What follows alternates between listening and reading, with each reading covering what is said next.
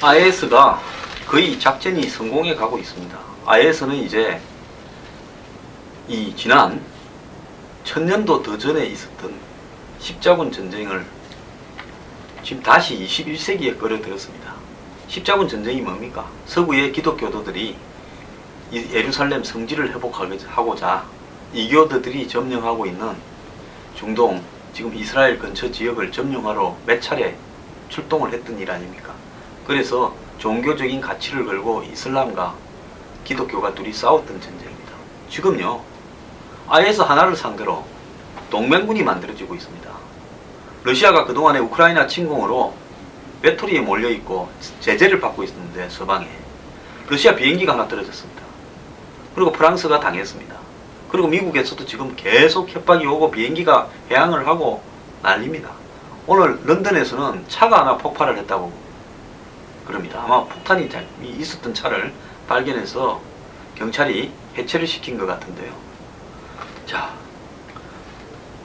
그저께는 이 파리에 테러를 주도했던 아바우드가 이 파리 경찰이 그 근거지를 급습을 해서 7시간 총격전을 해서 사살을 했는데 7시간 동안 5000발을 쐈답니다. 그 범인은 자폭을 하고요. 이러다 보니까 시체가 형체를 알아볼 수 없어서 시신 일부를 가지고 DNA 대조를 하다 보니까 아바우드, 즉 테러 총책이었다는 게 알려졌습니다. 그런데 그 숨어있던 장소가요, 간이 배밖에 나갔습니다. 최초에 이 자폭 테러 사건이 벌어졌던 축구 경기장, 즉 프랑스 대표팀과 독일 대표팀 간의 축구가 열렸고, 축구 경기가 올란드 대통령이 참석했던 그 축구 경기장에서 제일 먼저 터졌는데, 거기서 2km 위에 있는 생들이 거기에 허름한 서민 아파트에서 숨어 있었다는 거예요. 그런데 프랑스 경찰, 벨기에 경찰은 몰렌베크라고 벨기에 도시까지 가서 습격했던 거 아닙니까? 이 범인은 등장 밑에 숨어 있었죠. 근데 이 부분이 지금 세계적으로 난리가 났습니다. 어떤 난리가 났는지.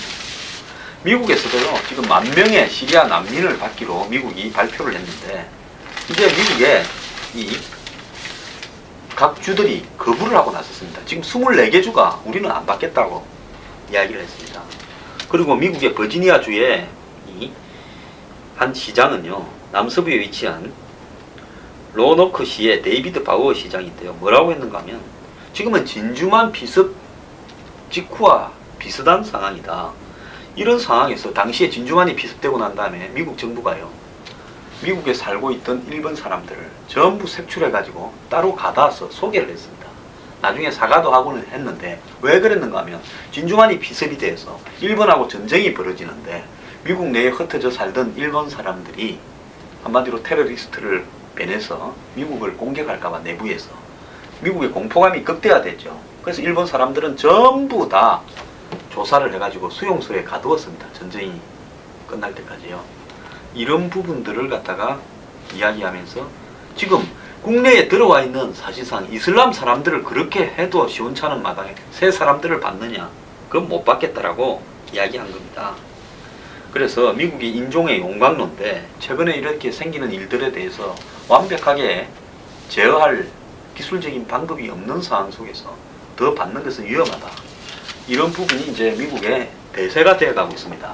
제가 오바마가요, 솔직히 말하면 오바마가 최근 몇 달 사이에 의료보험 개혁이라든지 무슨 성소수자들에 대한 개론 합법화 문제라든지 이런저런 부분, 또 이 테러 당한 사람 추도식에 가서 어메이징 그레이스를 부르고 한 행동들 때문에 굉장히 지지율이 올라가서 평생의 업적을 일주일 만에 다 이뤘다, 이런 어떤 평가도 있었습니다만은, 최근에 이 테러와의 전쟁에 임하는 태도나 그 다음에 난민 이런 부분, 이민개혁법 이런 부분에 있어서 오바마가 굉장히 실수를 하고 있다고 보고 있습니다. 대통령은요, 세계적인 어떤 가치보다도 자국의 국민을 보호하는 것이 그 대통령의 역할입니다. 왜? 자국의 국민들이 대통령을 뽑았지 세계 보편적인 인권의 가치나 진보적 가치에 따라라고 뽑은 거 아니지 않습니까? 프랑스 사회당이 지금 집권하고 있습니다. 올란드요. 그 사회당이 진보 인권하면 세계에서 어디 가라 할 정도로 센 사람들입니다. 그래서 톨레랑스니 뭐니 해가지고 프랑스 사회당이 중심이 되어가지고 프랑스가 아주 그냥 진보적이고 인권을 존중하는 나라라고 이렇게 만들어 왔는데, 지금 어떻게 됐습니까? 그 나라에 가가지고 파리에서 지금 테러를 해버렸습니다. 그래서 지금 이런 부분들이 미국의 대선에도 지금 굉장히 영향력을 미치고 있는데요. 폴 라이언 하원 의장 얼마 전에 40대로 하원 의장이 돼서 미국 제일 3위가 됐습니다. 난민 속에 테러리스트가 없는 것을 입증하기 전에는 이민을 받을 수 없다. 제가 지난번에 뭐라 그랬습니까? 한두 달 전에 이야기를 했죠. 시리아 난민, 중동 아프리카 난민 수십만이 유럽으로 휩쓸려 들어가고 있는데 저 중에는 의도적으로 침투시킨 IS의 테러리스트들이 잠복해서 들어가서 대형 테러를 저지를 거다 했는데 딱 그대로 이번에 됐지 않습니까? 그렇기 때문에 이런 어떤 부분이 이 오바마가 오바마는 굉장히 진보적인 척 합니다. 그래서 미국의 어떤 정치인들 중에서도 오바마가 제일 왼쪽에 있을 거예요. 그런데 오바마의 이런 가치들이 결국은 뭡니까? IS는 격퇴하겠다면서 지금 프랑스나 러시아는 연합군을 만들자고 하는데 그 연합군의 중심이 있어야 될 지금 중동이 가장 싫어하는 중동의 그 게릴라들의 테러리스트들의 공공의 적은 미국입니다. 그래서 미국에 와서 9.11을 했던 거 아닙니까? 그 나라가 미국인데 정작 미국은 지상군은 투입 안 한다고 버티고 있습니다. 자, 그래서 제가 이야기를 했지 않습니까? 조만간에 한방 미국에서 크게 맞을 거다. 자, 이제 맞고 나면 지상군 투입 안 하면 대통령 자리 잘릴 겁니다. 투입을 하게 될 겁니다. 자, 이 지도력이 이래가지고는요, 미국 솔직히 말하면 대통령 저는 잘못 뽑았다고 보고 있습니다. 그래서 이 오바마가 난민을 못 받겠다라는 부분에 법안을 지금 만들자 이러니까 거부권을 행사하겠다고 합니다. 근데 여론조사에서도요, 미국 국민들은 난민에 반대하는 것이 53%로 벌써 과반수를 넘겼습니다. 자, 이번에 이 테러범이 프랑스 파리까지 들어갈 때 시리아 여권을 가지고 난민인 것처럼 해서 들어갔는데 그 여권이요, 위조였다는 겁니다. 자, 이것은 뭘 이야기하겠습니까? 자, 이제 이 전체 난민에 대해서 유럽이나 미국 정부가 굉장히 거부감을 가지도록 만들어가지고 서구 세계가 단합을 해서 난민을 거부하고 또 전쟁에 앞장서면서 중동 사람 전체가 서구하고 한번 붙도록 이렇게 서로 간에 이 정오심을 격앙시키자. 그리고 그 싸우는 중심의 선봉에는 IS가 있다. 이거를 갖다가 이야기 만들고자 하는 게요, 지금 IS의 핵심입니다. 이제 아사드가 중요한 것도 아닙니다. 제가 생각할 때는 아사드도 이제 연합군에 같이 넣어서 싸워야 될 입장이에요. IS에 비하면 솔직히 말하면 아사드 독재는 기원 수준이죠. 그래서 세상이 이렇게 바뀌고 있는데 오바마만 뭔가 똥인가 오줌인가를 잘 모르는 것 같은데요. 참 안타깝습니다.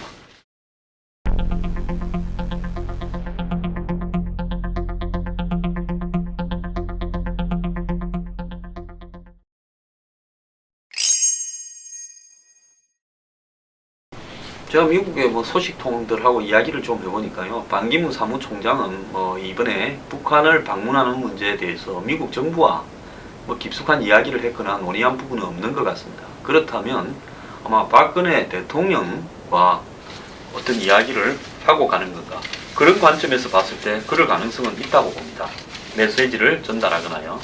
근데 박 대통령이 지금 아세안에 제2에 곧 참가할 건데 쿠알라룸푸르에서 아마 반기문 유엔 사무총장도 아세안에 오게 된다. 그래서 두 분이 서로 만나게 될 가능성이 있는데요. 이런 방북과 관련되는 문제에서 박 대통령과 반기문 사무총장이 서로 긴밀하게 의견을 조율해서 가야 제가 봤을 때는 그 이후에 후유증들이 좀 적고 뭔가 이 결과가 나온다면 나올 수도 있을 거라고 봅니다. 이런 와중에 북한이 고위 당국자 회담을 제안을 지금 수용을 한 것 같은데요. 한국이 먼저 제안했으니까 북한이 제안했다고 볼 수는 없겠죠. 자, 이런 부분은 뭘 의미하느냐. 결국은 북한이 당분간 평화 공세를 이어가면서 반기문 사무총장 방북을 최대한 활용하려고 하는 그런 준비가 되어 있다. 이렇게 생각이 됩니다.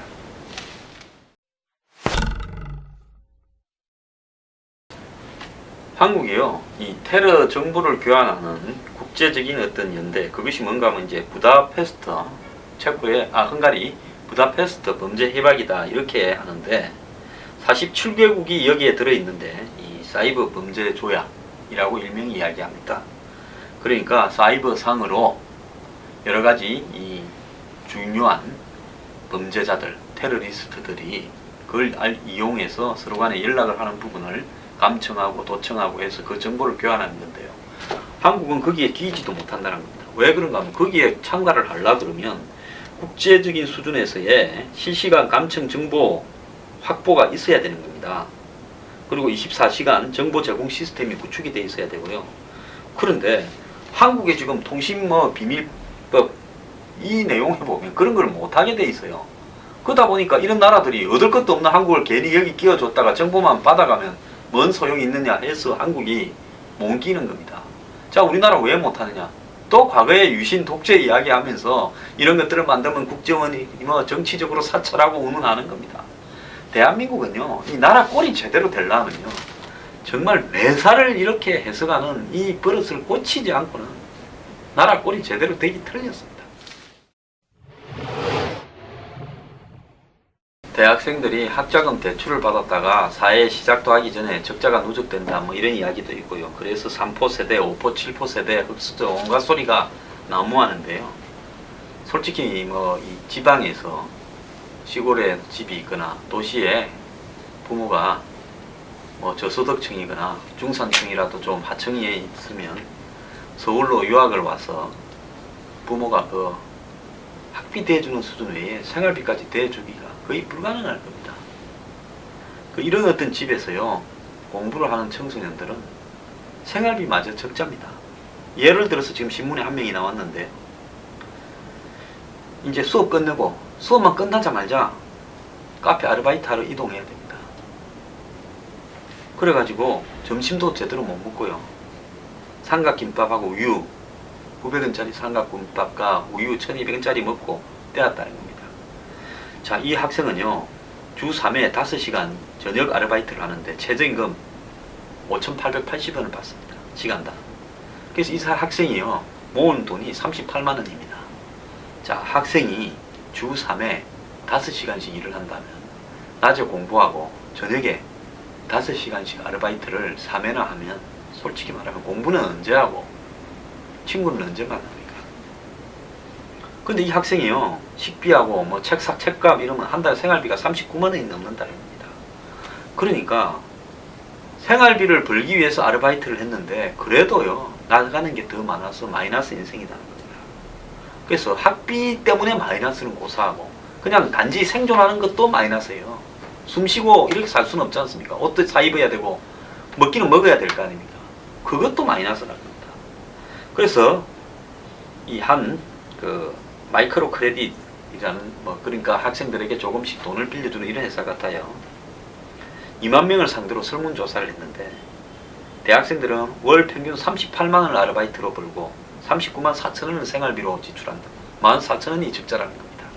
물론 자본주의 사회에서 이런 가난한 학생을 국가가 다 돌볼 수는 없습니다. 그런데 저는 하나 이해가 안 가는 게요, 지금 2,000가지가 넘는 입시 방법에 의해 가지고 왜 떨어지고 왜 붙었는지를 모르고 뒷구멍으로 들어가는 사람이 그 과정에 굉장히 많을 건데요.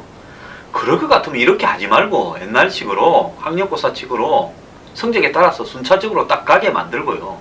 돈이 있는 사람들은 차라리 기부금 입학을 자녀들을 시키도록 해가지고 서울대든 연고대든 했어요. 기부금 입학은 따로 그냥 교육부가 관리 좀 하도록 만들어가지고 사학이 손대지 못하게 하고요. 그래가지고 그 돈으로 예를 들어서 이렇게 가난한 집에서 정말 대학에 왔는데 공부는커녕 생활비 벌기에 급급한 학생들에게 기숙사도 좀 주고 용돈도 조금씩이라도 주도록 하는 게 효율적 아니겠습니까? 미국에 기부금 입학합니다. 자본주의의 천국인데요, 기부금 입학을 한다고 해서 미국에서 시끄러운 거 보지를 못했습니다. 왜 그러냐? 노동자층의 자녀들이나 흑인들이나 히스패닉 이런 사람들의 자녀가 아이비리그에 연 수천만 원씩 하는 학비를 내는 대학에 들어갈 방법이 없습니다. 근데 그 중에서도요, 공부를 잘하면 들어갑니다. 넣어준 학생에 대해서는 전액 장학금에다가 생활비도 좀 줍니다. 위선 떨지 말고 솔직히 그렇게 하는 게 맞는 거 아니겠습니까? 그런데 대한민국에는요, 평등이니 뭐니 해서 기부금 입학은 말도 못 꺼내고, 그래도 뒷구멍으로는 조용히 사바사바해서 2,000가지나 되는 입시제도, 대학 자율제도 하에서 쑥쑥 다 들어가고, 대한민국이 생긴 이래 대학에 뒷구멍으로 안 들어간 사람이 없다라는 사실을 부정할 사람이 있습니까? 옛날에 어떤 대학은 까마다 얼마인지도 저도 다 들었습니다. 그 대학에 관계하시는 분이 저한테 자기가 뒷구멍으로 내준 사람이 수천 명이라는 이야기도 했어요. 왜? 그런 거 담당을 한 사람이라서요. 그런데 이런 어떤 부분들을 지금 입시제도가요, 솔직히 말하면 옛날에 뒷구멍으로 들어갈 때는 돈이 얼마고 누구는 뒷구멍으로 들어갔구나 대충은 다 알기라도 했습니다. 이제는요, 이렇게 뽑아버리면 솔직히 말하면 뒷구멍으로 들어온 사람, 안 들어온 사람을 구별도 할 수 없게 만드는 겁니다. 지금 이 복잡한 입시제도의 뒤에 숨어있는 맹점이 뭔가 하면요, 대학 입시제도를 복잡하게 만들어가지고 한마디로 뒤로 사람들을 쉽게 좀 받아서 챙기려고 하는 거 아닙니까? 저는 그렇게밖에 생각할 수 없습니다. 마이너스 청춘들이 는다는데요, 입시 꼬라지가 더 늘게 생겼습니다.